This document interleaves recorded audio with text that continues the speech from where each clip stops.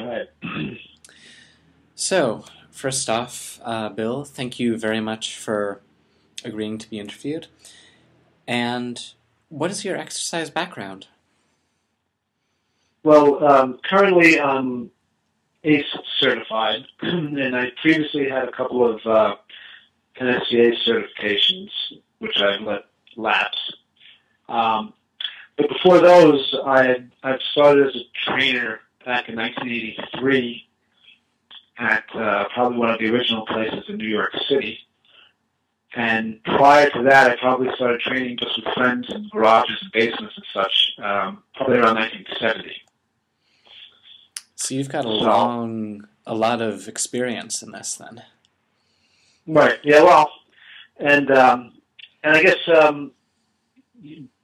through the magazines, I guess through the 70s, I came across Mike Mentzer's writing, Mm-hmm. which was what I thought was the best instruction I was around at the time. Now, at this point, I consider myself hit influenced rather than pure hit, just because I've kind of refined what I do in terms of weightlifting.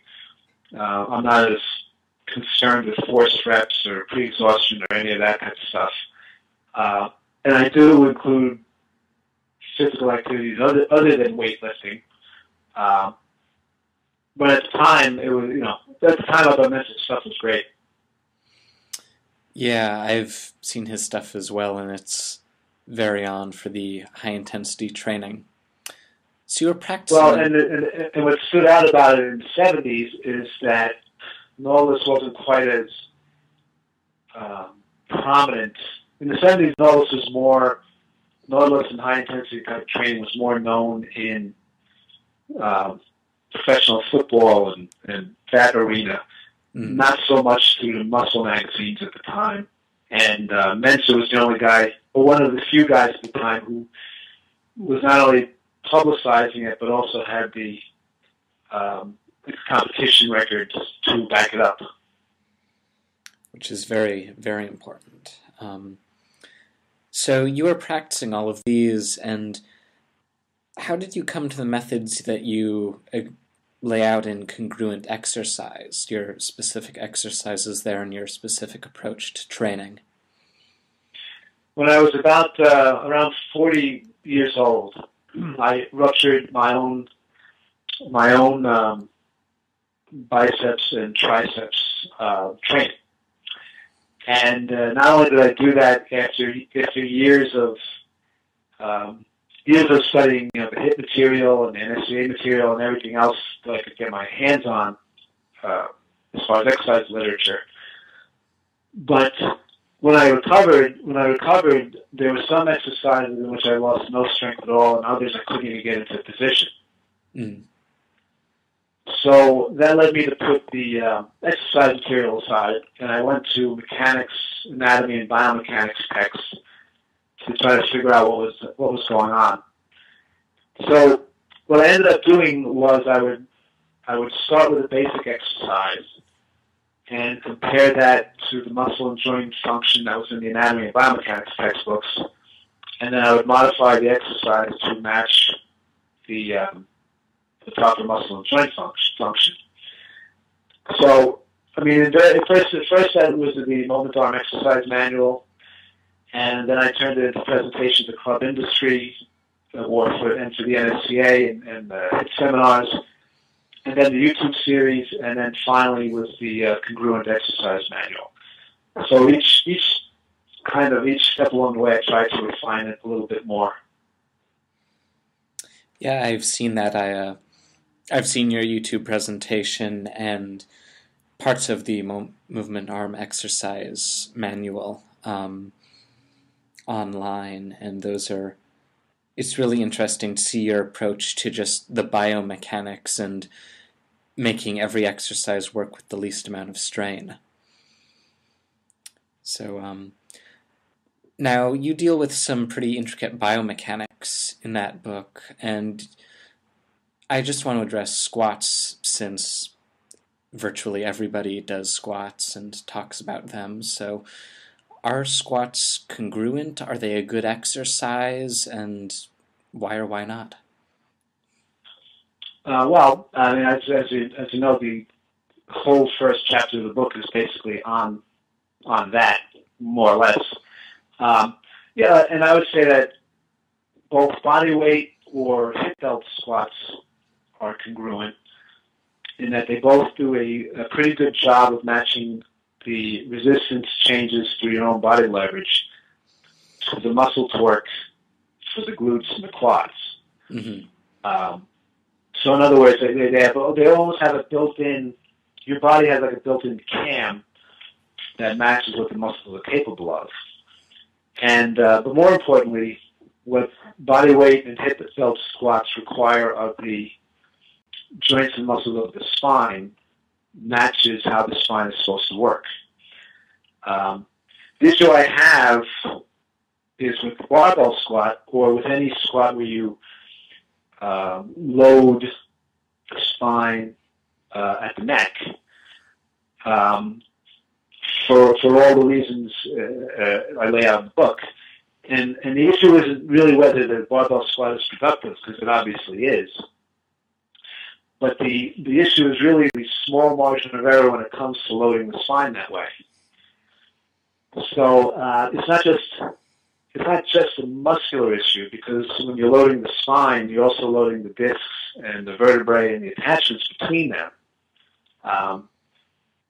So now, having said that, while I no longer personally use barbell squat for myself or for clients, if that's somebody's tool of choice, there are ways you can make it less risky. My personal preference, though, is to just sidestep it altogether. Okay, and just focus on the hip squatting movement with the weight from the hip rather than trying to balance it on top of the back. Well, yeah, again, balance brings up an interesting aspect too, because the mechanisms for balancing, again, as I point out in the book, mm-hmm. Your spine is adequate to balance around the spine. But when you put a bar across your back, now you're extending what the spine is trying to balance several feet laterally. So it's fairly unique it's a unique skill just to balancing the bar laterally. Mm-hmm. So balancing the bar in a barbell squat is probably not going to serve you anywhere else other than barbell squatting. Yeah, and how it builds that very specific ability. Moving on, you also talk about the full range of motion in your book, and how, because when I was first being exposed to exercise, I was always told, well, you should always do everything through the full range of motion to get the most benefit. Is that right, in your opinion? Well, that's become one of those phrases too that, in the context of the early or mid '60s, made a little more sense compared to what was happening at the time. But the whole concept of full range of motion doesn't really hold up when you look at it through the biomechanics. So, for instance, muscles express their strength as muscle torque, which exists in a pattern. And it's not an unknowable pattern. It's called muscle torque curve. So as somebody's joint angle changes, so does the amount of torque that the muscle can generate, at least relative to other joint angles. All other things being kept the same. Mm-hmm. So as long as your exercise includes the joint angle for peak muscle torque, it really doesn't matter if you omit the excessive parts of the range of motion. Because again, how the muscle expresses its strength through each joint angle is in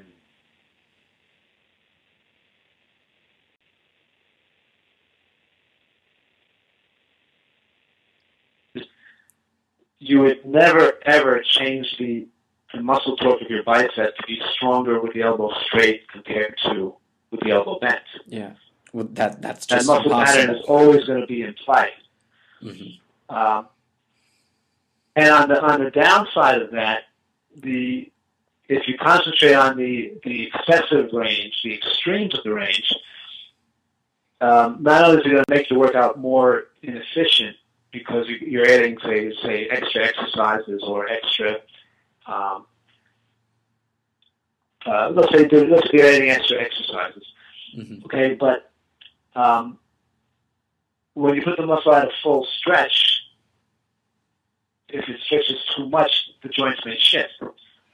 And keeping a stable posture is one way you stay uninjured during weight training.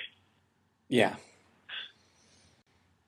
So and I'm going to make one final point that's pretty straight out of the textbooks.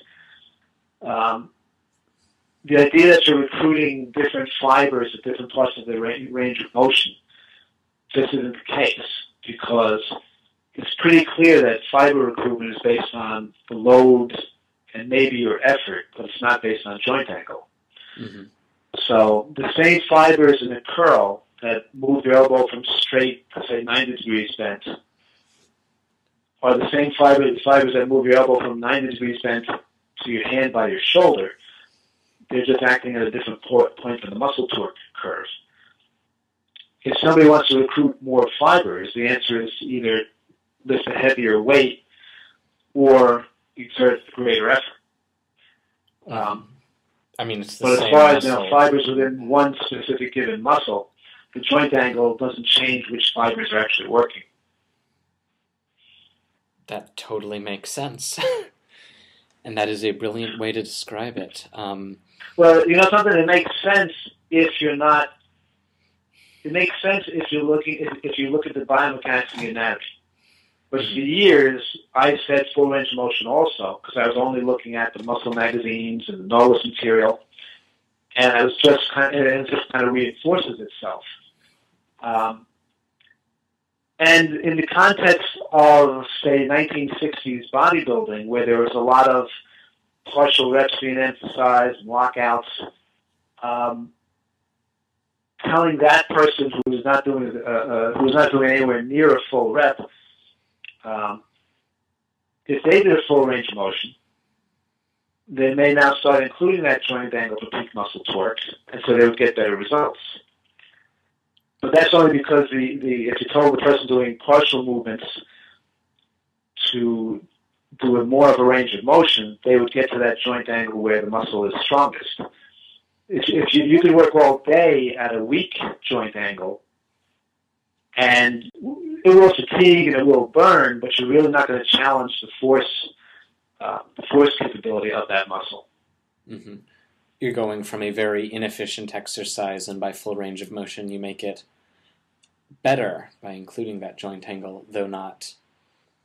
Right, but then it doesn't follow that. Well, okay, so if I expanded the range of motion to include that joint angle, if I expand it even further, I'm going to get even more benefit out of it, because that's just not how fibers are recruited. Mm-hmm. Okay, cool. You also mention in your book, you talk a little bit about deep muscles, especially the spine, and how they're used to support the body in static positions. Now, right. Yeah, this really interested me personally because I do a lot of martial arts, and some of them have me holding horse stance or other rather awkward static poses for a long time. So I was curious about, for strengthening the deep spinal and support muscles, are regular barbell exercises better for that, or are simply static stances and holding exercises better? Well, the question better is a tricky word. Yes. Because barbell exercises will load the deep muscles around the spine and rotator cuffs and deep muscles around the hip. They will load them. The issue is the margin of error. Mm. So if you make a mistake with the barbell, lose concentration, or from fatigue, your form breaks down or your posture breaks down, again, your margin of error an injury or to setting yourself up for a chronic condition isn't that great. But in general, what I call the deep muscles, like the multifidus in the back and the rotators in the back, and even the rotator cuff in the shoulder, and dozens of other muscles that are close to the joint. When you look at the anatomy diagram of them, they're short, thin, close to the joint, which implies that their role is to hold the joint together. When you look at the classic muscle chart, the bigger, more superficial muscles, the ones that you can see the shape of, pectorals, quads, etc. Mm-hmm. Okay, the deep muscles hold the joint in place, work statically to hold the joint together, hold the posture of the joint, while the big muscles move the limb or provide the force. So the relationship is that without the deep muscles, the bigger muscles don't have a stable platform to push against. Mm. So, if for instance you go about horse stance and other martial arts practices where you're holding the posture. Yeah. Well, yeah. I mean, as far as the muscles go, that's probably sufficient for that particular, role. Mm-hmm. And even if somebody was barbell squatting, if somebody was a power lifter, for instance, mm-hmm. and they needed to do, they had a weakness in the deep muscles, a static contraction might be more appropriate. The real issue in fitness comes about, the real issue is that when do you need that specific deep muscle work? Mm-hmm. So, for instance, I mean, if you see some of the so-called functional exercises or other of the, say, conventional fitness programs where they have you doing many, many different core exercises, many different trunk exercises. Well, the issue is whether, do you really need to do a specific exercise for every specific muscle you can find in the anatomy book? Mm-hmm. Now, I would say you probably don't. I would say if you have a previous injury, or if you have a specific task like you described, or if you just want to do a measure of preventive work, then you do the minimum. But if somebody is not having any of those problems, and if none of those situations apply, it may not be necessary to do like a whole half-hour trunk class, for instance. Mm-hmm.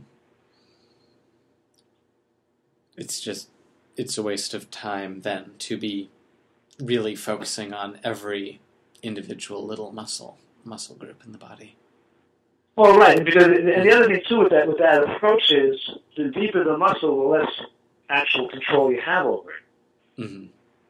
For instance, you can decide to raise your arm, and you pretty much know it's your deltoid, and you can point exactly, here's the deltoid doing the work. But you couldn't do the same for the infraspinatus, for instance. Yeah. You couldn't you can't decide, okay, I'm going to make my teres minor work this way. Again, as I point out in the book, the deeper muscles, they may blend together so that they're not as distinct from each other, or they're so close in function that you really can't isolate one or the other of them. Mm.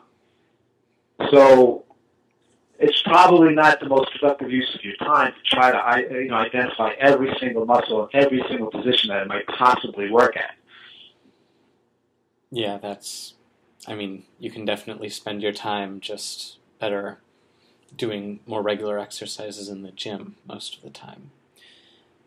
So, you talk a lot in your book about congruent training specifically designed to put less strain on the body and the connective tissue in ways that it is not meant to be stressed from a biomechanical standpoint.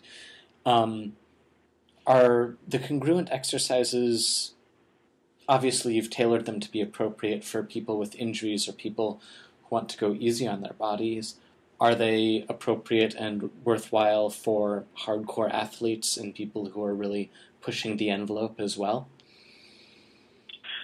Well, if I was one, or if I was training one, I wouldn't want preparing for my sport to add more unnecessary strain on the joints than the sport itself.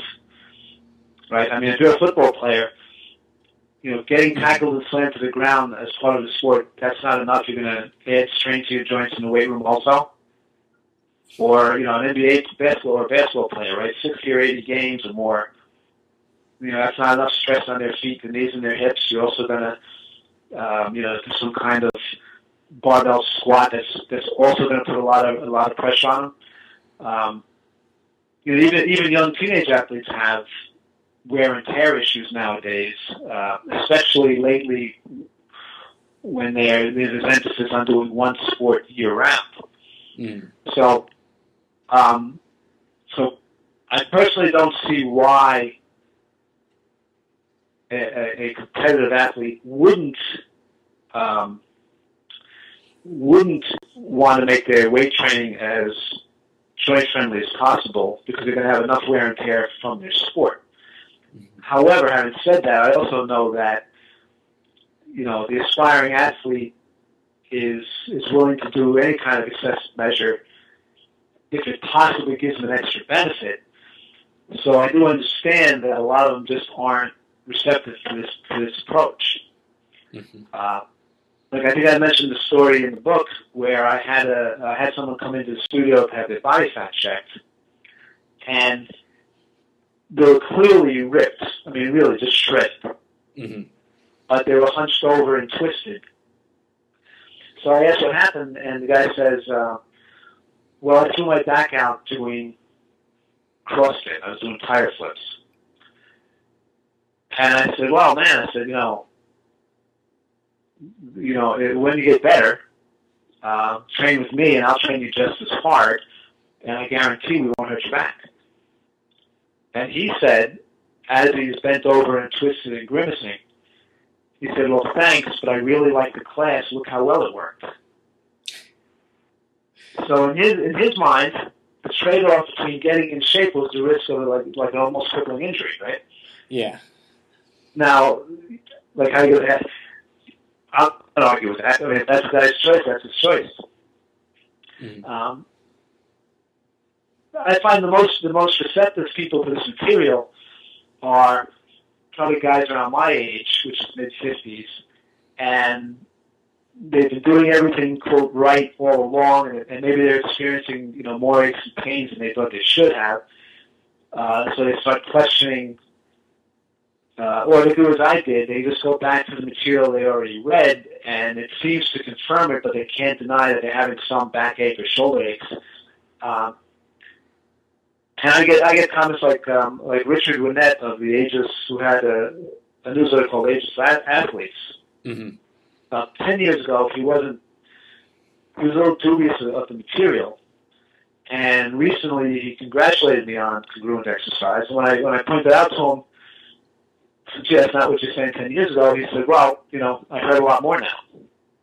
Mm. So the person who's starting to feel some aches and pains, they're very receptive to it.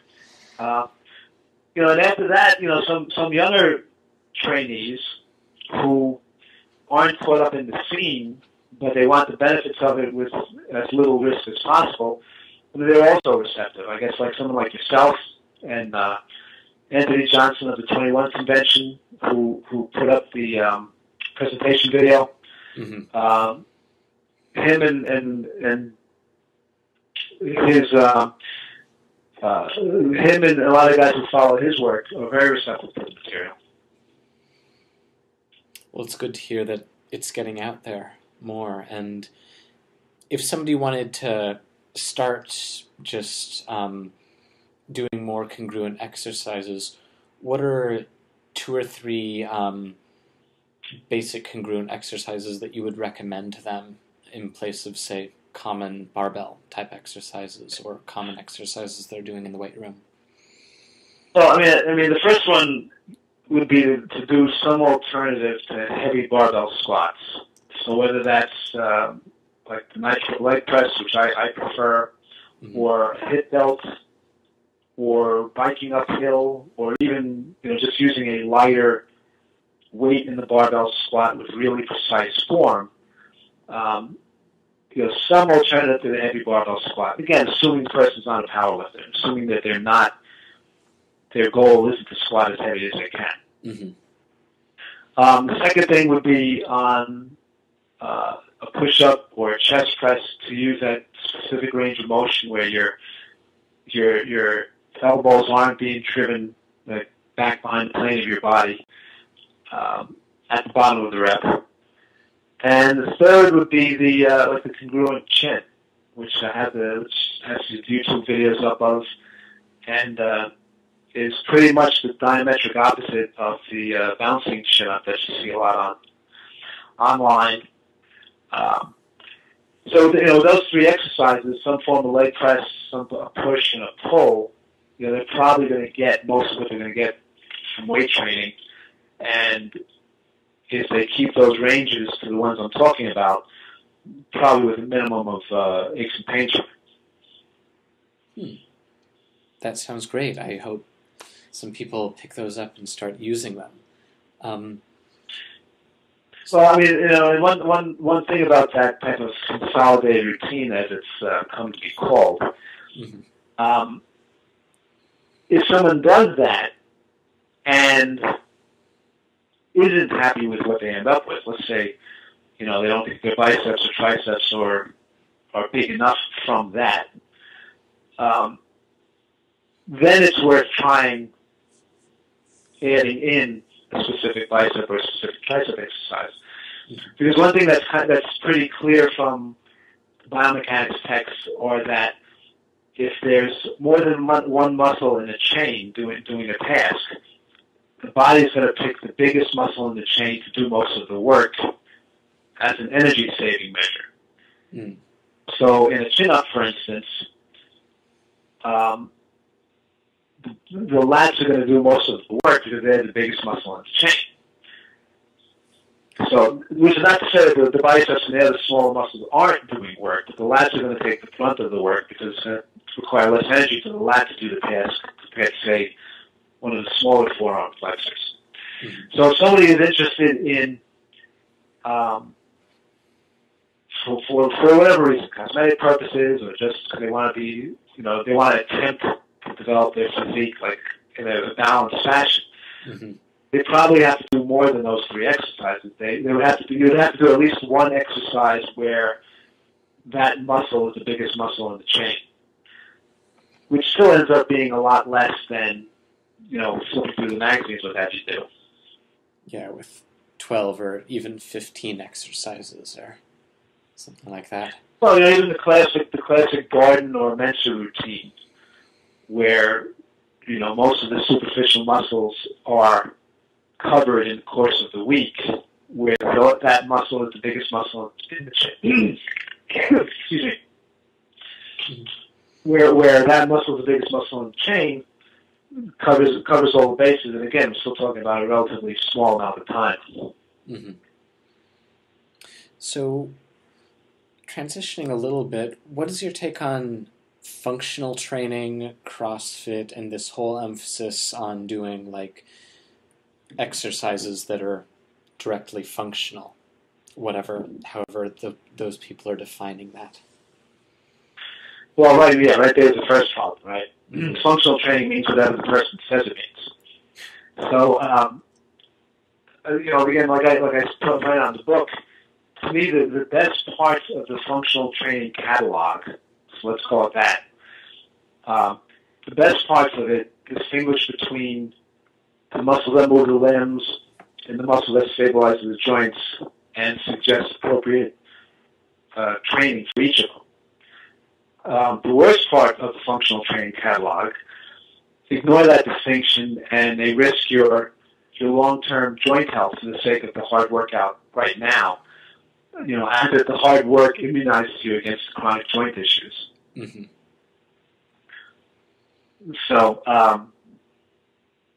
So that's kind of my, as far as the quote functional training. That's my take on it. It's not all useless. There is a role for some of it, but it's a lot of times it's just used as an excuse for sloppy form or sloppy manual labor, masquerading as exercise. Mm-hmm.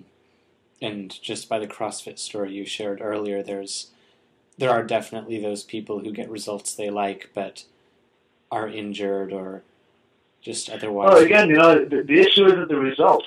I mean, productive isn't necessarily the issue, but productive at the margin of error is the issue. Mm-hmm.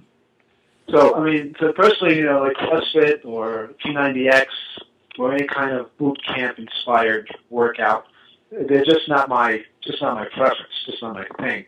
Mm-hmm. Because I think you get too caught up in being competitive and keeping up the pace that you don't pay attention to posture and how you're loading your joints.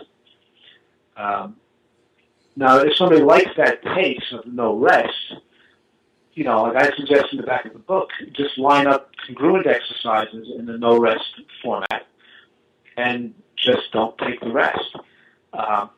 But if sloppy form becomes the measure of how hard the person's working and you're getting congratulated on sloppy form, I just don't think it bodes well for the future of that person's joints.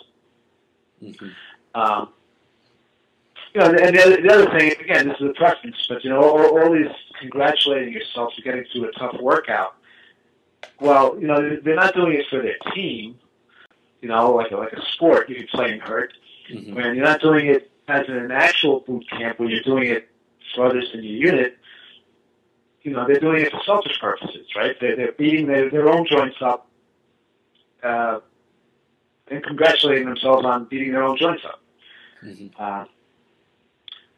So for me, if I have competitive urges I want to get out of my system, I'll do an actual sport rather than take it out on my own body. Do a sport and take it out on somebody else's body. Exactly. So, exercise is one chunk of... Correct exercise is one big chunk of the puzzle, but what's your opinion on the role of correct diet, eating, and supplementation? Because I know in the last 40 or 50 years there's been a whole wide spectrum of different ideas on that.